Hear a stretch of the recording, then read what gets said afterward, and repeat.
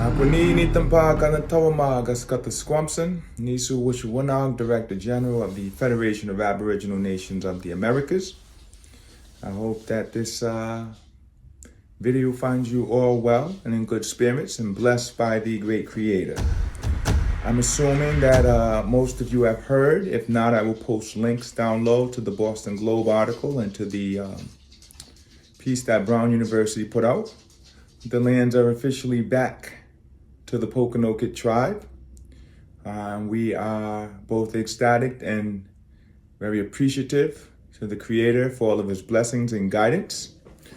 As I think you know, back in 2017, we did an action to repatriate the lands of Potumtuk in support of the Pokanoket tribe, which are the lands of the Massasoit, where the seat of the Massasoit is, who was the great leader of the Pokanoket tribe of the Pokanoket Nation in the 1600s.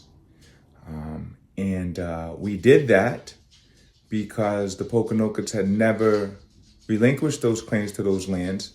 They had just been taken during colonization period and then passed on from hand to hand. So I don't want to go too much back in detail in that. You can check past videos that we posted relating to that.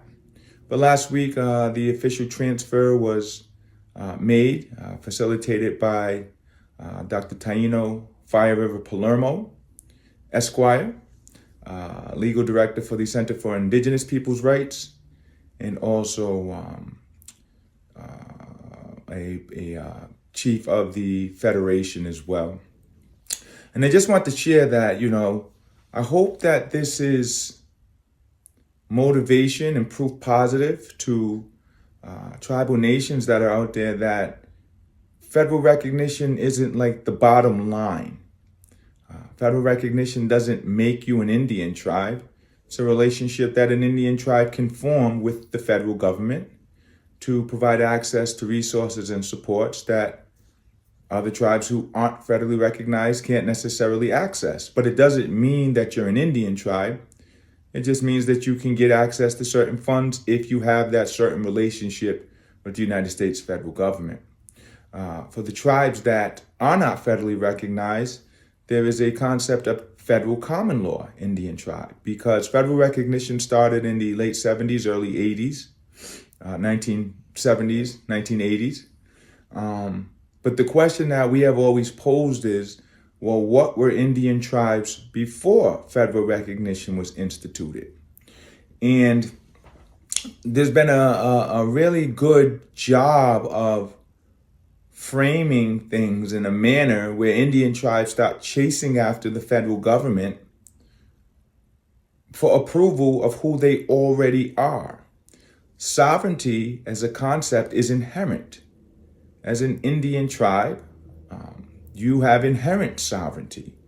The question is, how are you exercising that sovereignty? And most Indian tribes aren't exercising their sovereignty. They're talking about everything that happened to them, everything that they can't do, everything that they wish they could do, but they can't, how they're not allowed, how they're not being permitted to.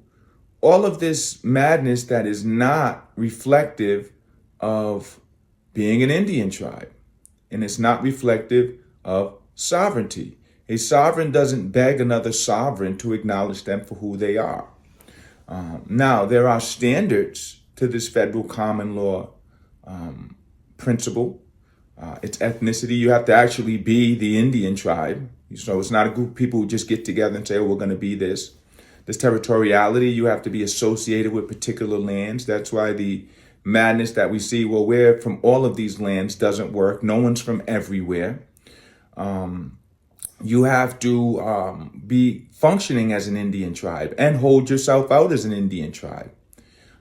And you also have to be acknowledged by the powers that be, others around, as being an Indian tribe, and by other Indian tribes as being an Indian tribe.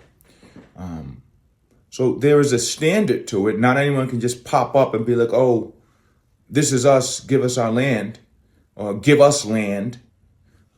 But if you're an Indian tribe, you're an Indian tribe. And you shouldn't be an Indian tribe only because you think you're going to get something. The member nations of FANA have been conducting themselves as Indian tribes without federal recognition. And you can see now is proof positive that what we've been saying is correct. By law, by culture, by history, by whatever standard you want to utilize, an Indian tribe is an Indian tribe. So I'm just sharing these thoughts to the other tribal nations out there to ask you all, what are you doing? Because if your whole purpose of being an Indian tribe is to try to get money from the federal government, well, maybe you deserve to be right where you're at. If your purpose of being an Indian tribe is to maintain and promote your culture, your heritage, to pass it on to your future generations, to steward your lands, all of the things that Indian tribes are supposed to be doing and claim to be wanting to do, well, then your sovereignty is there, but you have to exercise it. No one can exercise a sovereign's rights but that sovereign. This is also, hope, a lesson to a lot of the folks out there who have been misclassified, that just because you were misclassified or disenfranchised doesn't mean you just get together and boom, everything's back there, because a lot of us who have been in the indigenous diaspora, removed from our homes and things of that nature, you may be just learning, but that doesn't give you the right to want to pop up and take the place of those that have been conducting themselves in this manner. Everyone went through something. If you're an Indian, you went through something in this United States of America. You did. You're dealing with it now. Your ancestors were dealing with it. But the manner is, there are certain tribes that have maintained, despite everything they've been going through, that they are who they are and have continued to function as such. I want to talk a little bit about the Center for Indigenous Peoples' Rights, which was founded by Dr. Palermo and I, Amaguatu, because we understood that once you get past the historic, cultural fight, even the physical battles that go on, and that's what Potumtuk was, and Camp Metacom, there's legal battles that need to be fought as well.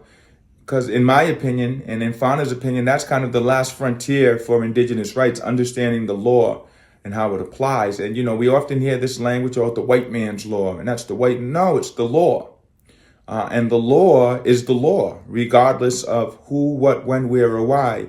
The law is the law. And it's so important that indigenous tribes in particular understand the law and how it applies to them, because our ignorance of the law is the greatest tool that is used against us to undermine our inherent sovereignty.